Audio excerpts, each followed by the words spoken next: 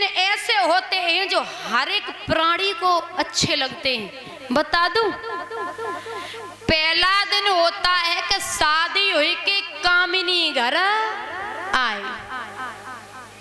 घर में बहू तो खुशी होती है मैया, अपार खुशी होती है। और सुनिए, दूसरा दिन ये है दादा के घर में नाती आए जावे। सही कह रहे हैं।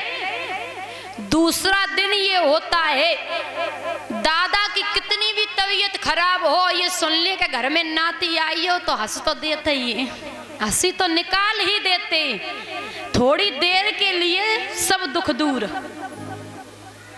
और सुनिए, तीसरा दिन है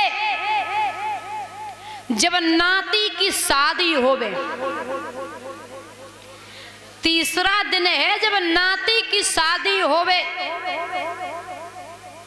बूढ़े दादा दरवाजे पे होवे ना,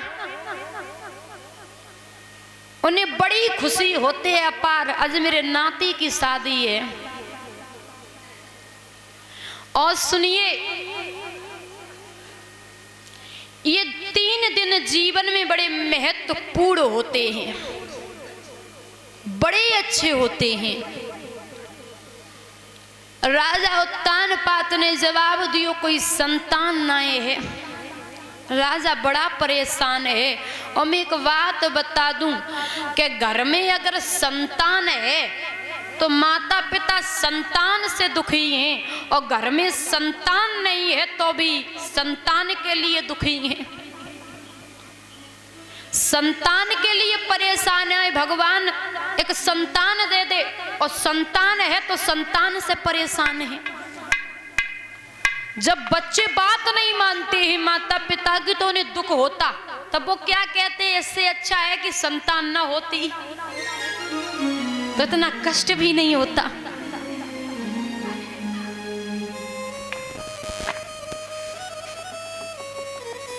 महाराज एक परिवार होता है दादा की, परिवार में 4 सदस्य हों तो चारों सदस्य बैठ करके एक साथ में भोजन करें।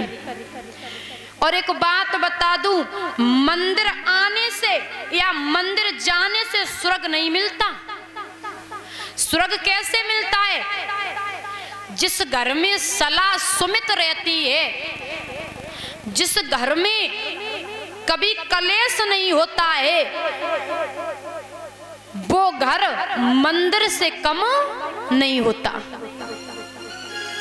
जिस घर में कभी लड़ाइयां नहीं होती, 4 भाई हैं, बड़े सलाह सुमित से रहते हैं, उस घर में लक्ष्मी का भी वास होता है। और वही घर मंदिर है।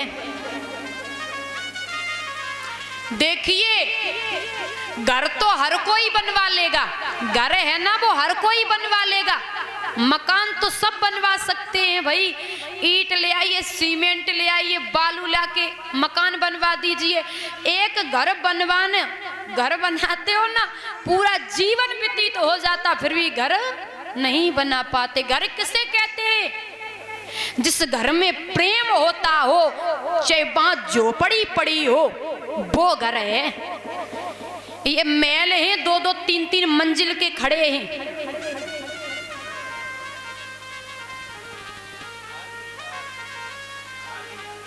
इनमें कोई सुख नहीं है। जहां प्रेम है, बेशक झोपड़ी पड़ी हो। आपको पता होगा, कृष्ण को मैया विदुरानी ने छिलके खिलाए थे। गिरी गिरी मैया नीचे को फेंक जा रही और छिलके खिलाई रही है। तब तक दादा आए, बोले तू क्या कर रही है? अरे पगली, भगवान को छिलके खिला रही है, गिरी जमीन में फेंक रही है। अरे तू नहीं खिला पाएगी, ला मैं खिलाऊं। तो दादा छिलके खिलाने लगे। कृष्ण ने जवाब दियो, दादा एक बात बताऊं, जो मैया के छिलकों में स्वाद था वो आपकी गिरी में नहीं है, क्योंकि मैया तो प्रेम में इतनी लीन थी, वो समझती नहीं थी कि मैं छिलके खिला रही हूं या गिरी खिला रही हूँ, लेकिन तुम तो जानबूझ के हमें गिरी खिला रहे हो। मैया के हृदय में ज्यादा प्रेम था, विदुरानी के हृदय में ज्यादा प्रेम था, तो भगवान छिलके खा रहे थे। सब प्रेम की बात होती है दादा, प्रेम से प्रकट होए भगवाना। प्रेम चीज अनमोल है। श्री सुखदेव बाबा वर्णन करते हैं दादा,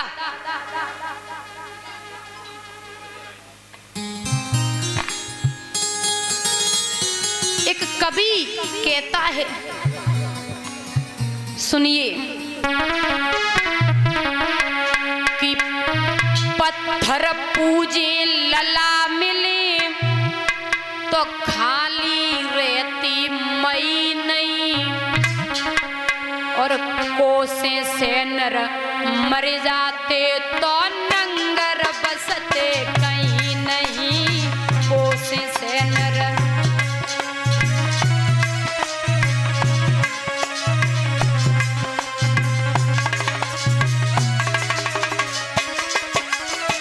सुनो, अरे गंगा नहाए ते पाप कटे तो कौन नहीं ना सकता है। 10 रुपया में मुक्ति का द्वारा कौन नहीं पा सकता है।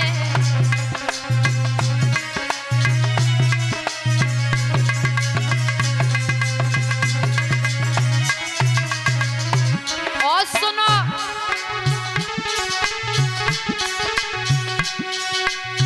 चोरन को ताले होते तो घर घर चोरी होती ना।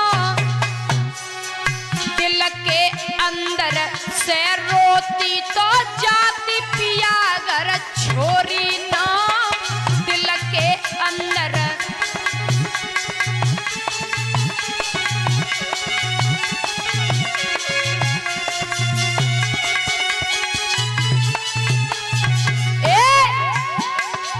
दिल के अंदर से रोती तो जाती पिया घर छोरी ना। दिल के अंदर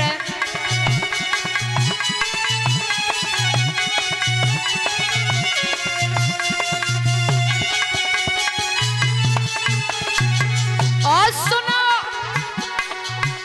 अरे सिन्नी बांटत उम्र बीती, बुढ़िया स्वर्ग को गई नहीं।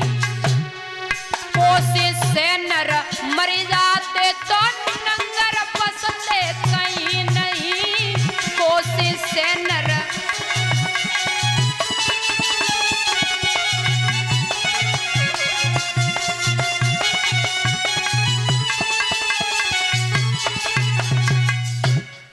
महाराज श्री सुखदेव बाबा वर्णन करते हैं, हे राजन परीक्षित, मैया सुनी थी, राजा उत्तान पात सो बोली है, अरे महाराज आप मेरी बात सुनिए।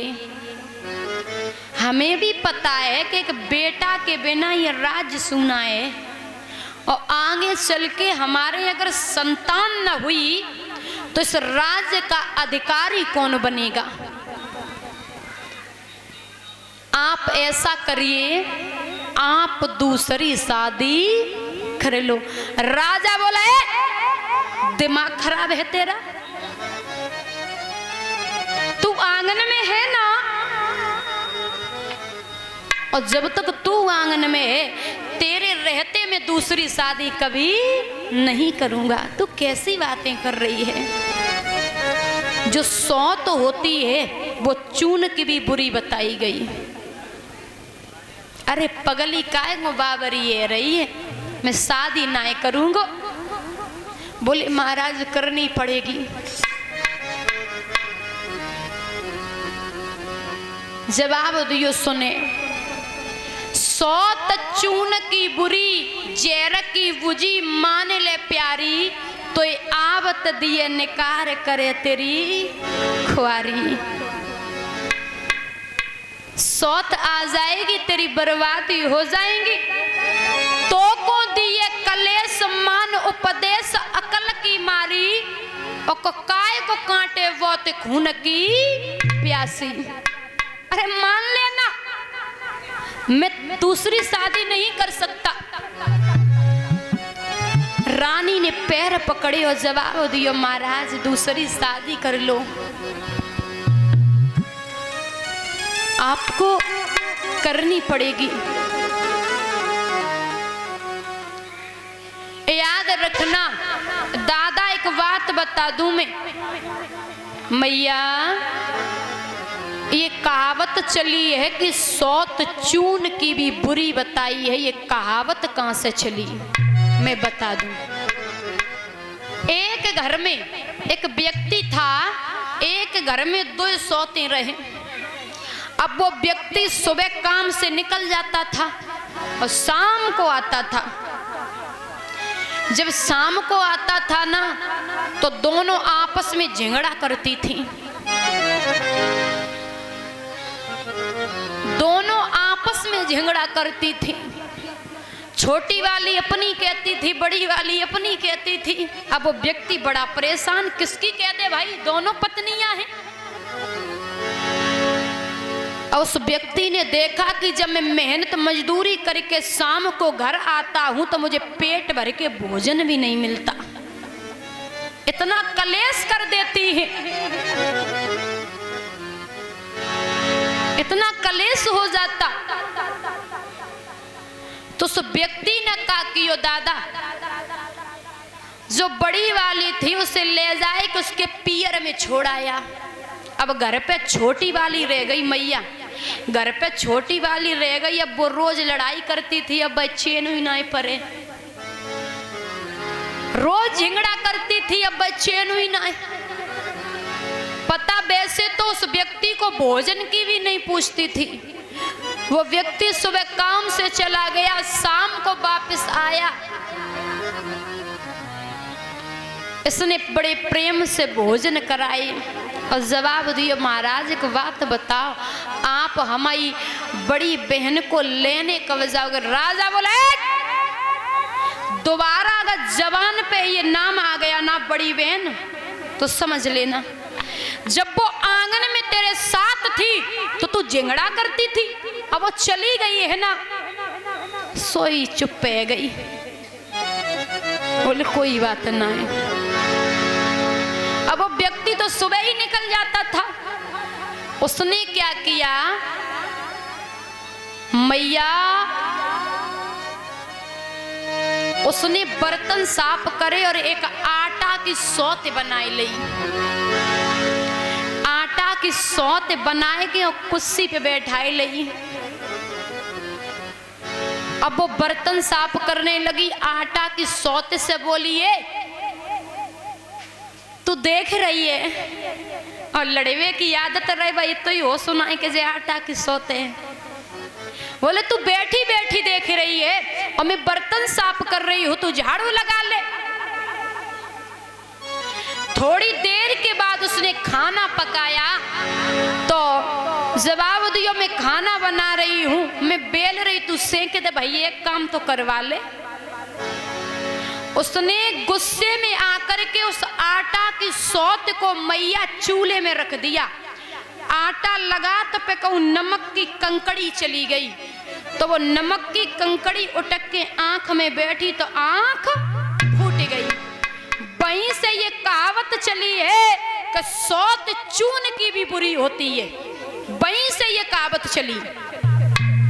तासे राजा ने जवाब दिया, अरे पगली खाए को बाबरी है रही है, मैं दूसरी शादी नहीं कर सकता, मुझे पता है कि तेरी बर्बादी हो जाएंगी। पर ना मानी, जवाब दियो, रे महाराज अगर वो घर में आएगी एक बच्चा हो जाएगा, नाम चल जाएगा, और बोली है नाथ